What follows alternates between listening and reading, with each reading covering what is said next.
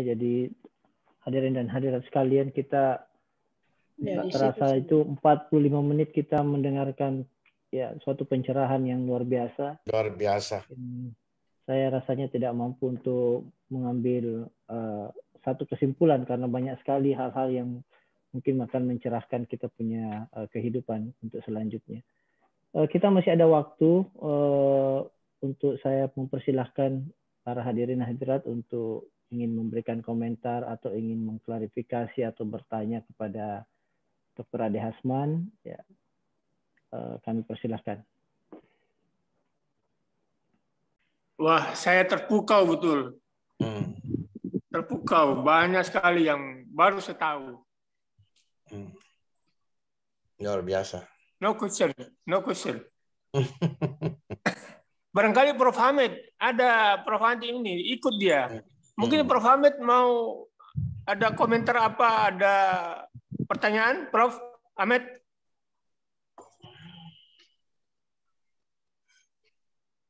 Silakan, Prof. Hamid, sudah tidur ya? Nah, ini dia. Ayo, Prof. Hamid.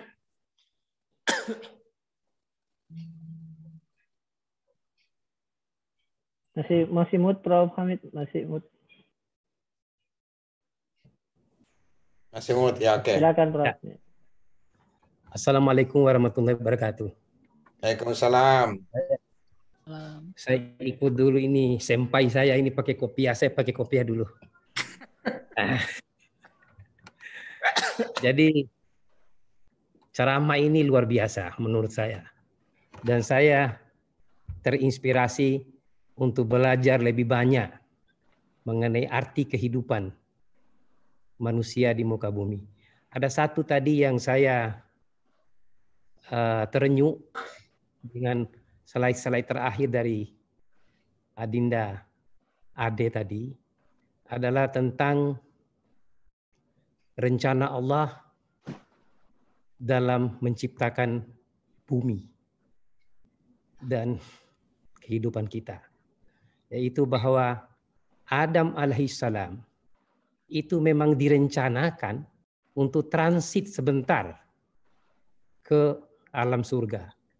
Adalah untuk meniru bagaimana keindahan surga itu yang sebentar lagi akan diberikan tugas kepada khalifah umat manusia, artinya anak cucu Adam, untuk meniru apa yang terjadi di alam surga.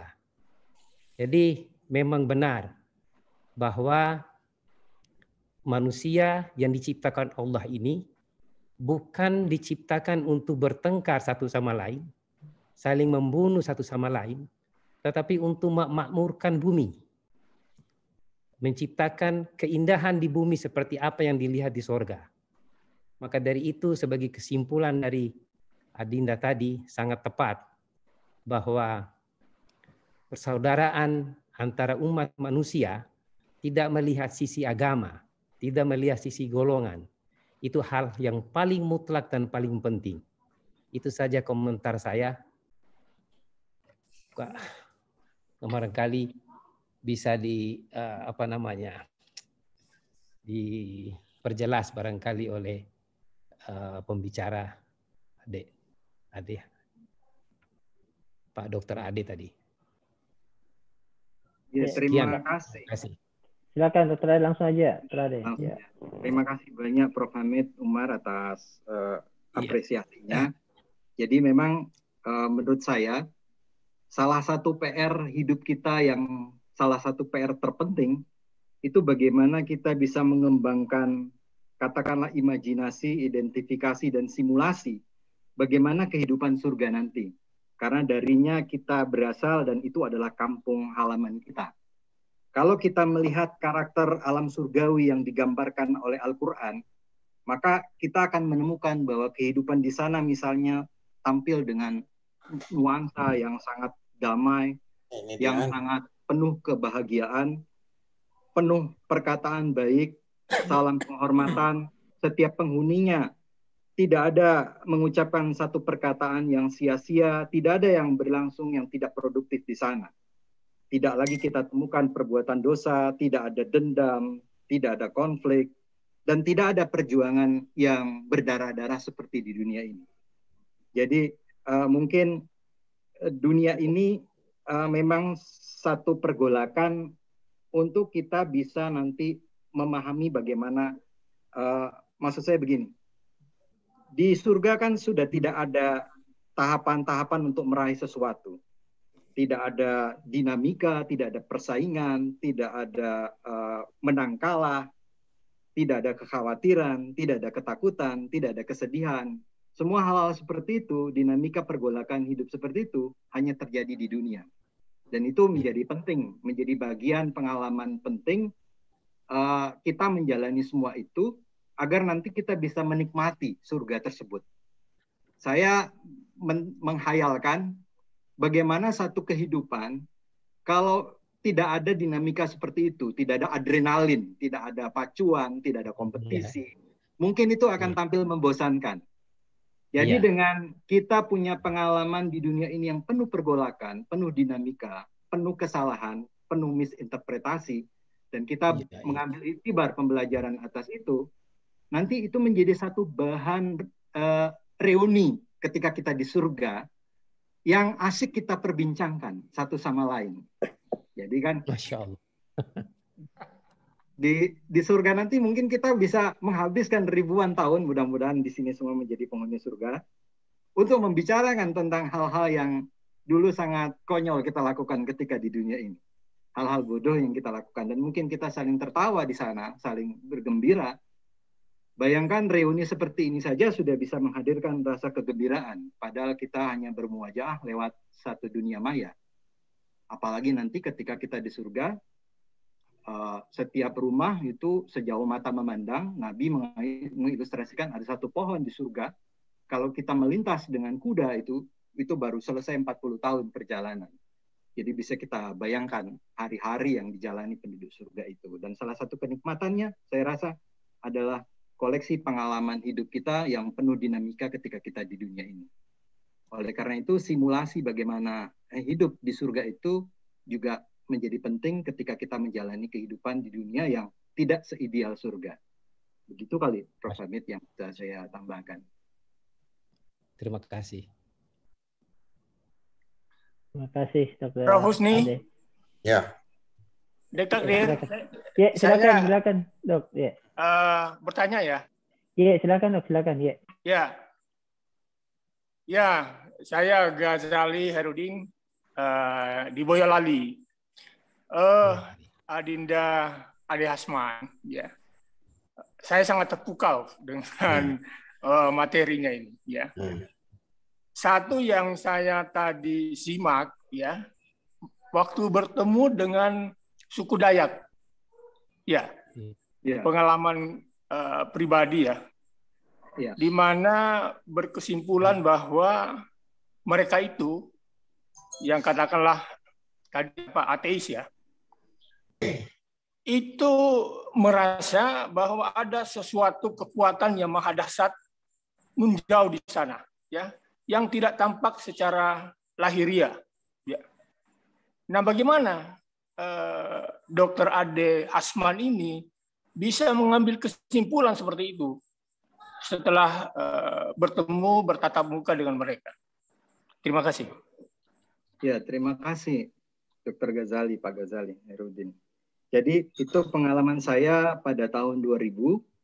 Saya berkunjung ke namanya kawasan Bengkulau. Mungkin tidak ada di Google Earth, ya. Petanya sampai sekarang juga tidak ada di Google Earth.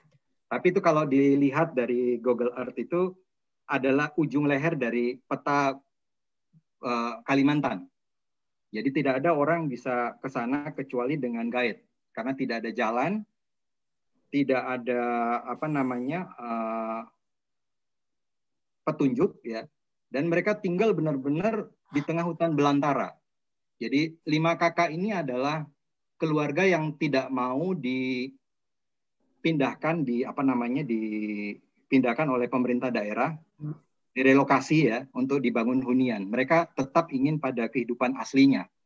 Itu pada tahun 2000 itu masih ada. Saya nggak tahu karena nggak pernah lagi ke sana apakah mereka sudah dikonservasi oleh Pemda atau belum, karena dalam satu kesempatan saya memanggil mereka untuk ikut dalam satu pameran di daerah, mengajak mereka ikut pameran di daerah. Jadi pengalaman saya, kenapa saya mengambil kesimpulan bahwa mereka punya kepercayaan, ketika saya masuk dalam hangar rumah mereka, jadi saya bermalam di rumah kepala suku itu, namanya Pak Juparung.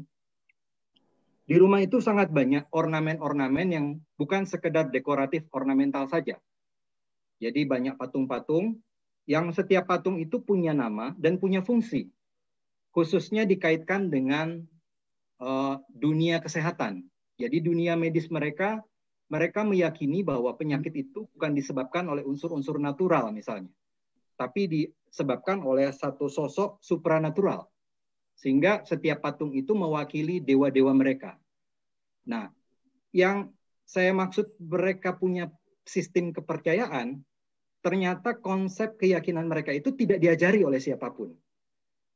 Itu betul-betul murni tumbuh dalam kehidupan mereka yang asli, dan mereka jalani.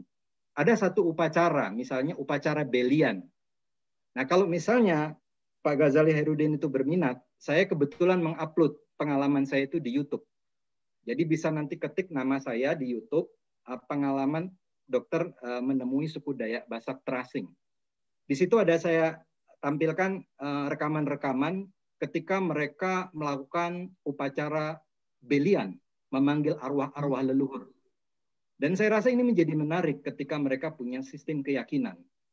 Dan ketika saya mencoba belajar, dan saya menulis buku ini ya, maaf saya tunjukin. Kelihatan nggak ya? Ini bukunya Kitab Hayat. Ya, judulnya Kitab Akhir Hayat. Saya mohon doa dari guru saya semua di sini, ayah bunda saya di sini. Seminggu yang lalu, buku ini ditaksir oleh Malaysia kembali dan sedang dalam proses penilaian. Kalau lulus dalam penilaian, buku ini akan diterbitkan di negeri jiran lagi. Nah, dalam buku ini, dalam telusur referensi, saya menemukan satu fakta menarik bahwa di dalam Al-Quran ternyata tidak ditemukan satu istilah ateis. Jadi mereka bukan ateis, bukan yang tidak berkeyakinan, bukan yang tidak bertuhan. Jadi Al-Quran tidak mengakui bahwa di planet bumi ini ada penganut ateis. Yang menjadi masalah dalam Al-Quran, karena manusia disebut makhluk Rabbaniyah, makhluk berketuhanan. Problem umat manusia bukan Tuhan itu ada atau tidak. Karena masalah keyakinan itu sudah built-in, sudah terpatri ketika ia belum lahir ke dunia ini. Satu perjanjian primordial yang saya ilustrasikan di ayat surat Al-A'raf ayat 172 tadi. Masalah umat manusia adalah siapa yang dipertuhankannya. Jadi ketika naluri itu tidak terbimbing, maka ia bisa menyembah apapun dan bisa menyembah siapapun. Manusia akan senantiasa mengagungkan sesuatu. Ada gambar menarik yang saya tampilkan di buku Kitab Akhir Hayat ini. Kalau mungkin di antara ayah bunda pernah ke Pyongyang, Korea Utara, itu kan salah satu sisa dari negara-negara yang konon komunis dan masyarakatnya banyak ateis ya, disebut tidak bertuhan. Tapi di lapangan indoor Pyongyang itu ada satu patung yang dibangun sangat besar dan megah sekali, patung Kim Il Sung, salah satu pemimpin revolusi, presiden revolusi Korea Utara. Dan digambarkan bentuk patung itu dengan tangan seperti menengadah ke langit, memberikan berkah kepada bumi Korea Utara. Dan apa yang harus dilakukan ketika kita berziarah ke situs itu? Maka orang-orang, itu gampang sekali kita lihat di Google Picture. Orang-orang yang berada di depan patung itu harus melakukan hormat takzim seperti rukuk. Jadi pengagungan kepada sesuatu itu dilakukan oleh umat manusia. Apa yang terjadi di dunia ateisme sesungguhnya meminjam, mensubstitusi konsep-konsep keagamaan, tapi dalam wujud yang lebih primitif. Kalau kita mengagungkan Tuhan yang Maha Esa, maka mungkin pengagungan mereka pada tokoh-tokohnya. Kalau kepatuhan kita pada kitab suci, maka mungkin orang ateis patuh terhadap doktrin-doktrin kenegaraan, doktrin-doktrin ideologi tentang ateismenya. Jadi manusia tidak mungkin bisa lepas dari keyakinan dan kepercayaan. Manusia menurut Al-Quran adalah makhluk Rabbaniyah. Tidak ada istilah ateis di dalam Al-Quran. Begitu mungkin Pak Ghazali. Terima kasih. Assalamualaikum. Waalaikumsalam. Waalaikumsalam. Terima kasih Kak Husni. Ya, Tabe. Hamid, sama-sama. Terima kasih. Ini minta Terima kasih. tolong Kak Husni Sangat boleh dapat bagus nomor acaranya, Pak teleponnya Husni. Adinda, Ade, Hasman tadi. Apresiasi. Kak Husni. Luar biasa. Luar biasa. Luar biasa, luar biasa. Luar Betul. biasa. Hebat. Cara Luar bagus. biasa. Hebat sekali. Ya. Itu Hebat. tapi itu baru anak didiknya loh. Ya, Itu baru anak didik. Itu dulu. Siapa dulu gurunya itu? Belum gurunya. Jadi siapa dulu Ya. gurunya? Ya, kamu kan. Siapa gurunya tadi? Ayo, siapa? Itu baru anak didiknya. Baru anak Belum didiknya gurunya. itu. Belum gurunya itu. Nanti besok. Gurunya itu Nanti besok Prof. kita mendengar Husni. gurunya. Selamat dulu. Gurunya saya itu Prof. Selamat. Husni. Selamat. Ini. Jadi kapan nih Prof. Husni membawakan acara ini? Ya, ya, ini. itu dia. Tunggu tanggal Gurunya mainnya. ini dengan pada Idul Adha. judulnya begini Kak Husni. nanti, Kalau Prof. boleh saya usul Kak Husni, bahwa tidak ada manusia yang disebut ateis. Nah, ini judul paling bagus sekali buat Kak Husni ini. Dikupas Umar. secara Nanti Hamid yang bikin Oh, ya. gitu ya, Hamid. ini Nantilah, luar biasa. nantilah. Oke deh. Luar Tapi saya biasa. kira saya cukup bahagia juga bahwa saya sendiri banyak belajar dari Ade dan makanya saya mau tampilkan. Saya pikir begitu. Sudah lama saya kenal dia. Oh iya iya. Saya pikir sayang kalau kita tidak memanfaatkan. Betul. Alhamdulillah. Ini kelihatan ini sudah kelas internasional ini. Ada. Sama dengan Prof. Hamid ini. Kelas Waduh. internasional sekarang Oh, ini. iya. Ghazali ini terlalu Jadi yang muda-muda ini residen-residen ini banyak mendapat ilmu ya. Ya, semuanya Masya Allah. banyak yang muda-muda ini. Iya, Prof. Jadi harus jadi seperti Dr. Ade ya. Iya, iya. Kalau bisa Betul, lebih betul. hebat lagi dari Dr. Ade. Iya. Ya, ya. Ibukunya mau Malaysia katanya ya. Masya Allah. Jadi fitrah itu ya, fitrah. Fitra. Ya, 3 tadi itu ya. Wah, dicatat ya. Catat. Benar. Bukan lahir tanpa apa-apa, tapi lahir dengan fitrah. Fitra, iya. Nah, Dalam itu bukan kata kertas kembali kosong tadi berarti. itu, Wak. Luar biasa kembali ya. Iya, saya baru tahu bahwa itu bukan kertas kosong. Ya kan kertas Iya, kosong. lahir dengan tanpa modal kita. Jadi Ya. bisa dimengerti kenapa orang suka mudik ya. Iya, Ah, kembali. Nah, Itu makanya alam kita bisa sadar sekarang itu kita bisa ngerti wangi. kenapa orang bisa mudik. Kita juga akan mudik terakhir. Kembali ke rahmatullah. Betul lah. Ya. Berpulang. Mudik Jadi terakhir itu orang yang disebut melarang dengan- mudik itu melanggar kodratnya. Kodratnya sebagai manusia. Iya. Melanggar fitrah. Melanggar fitrah.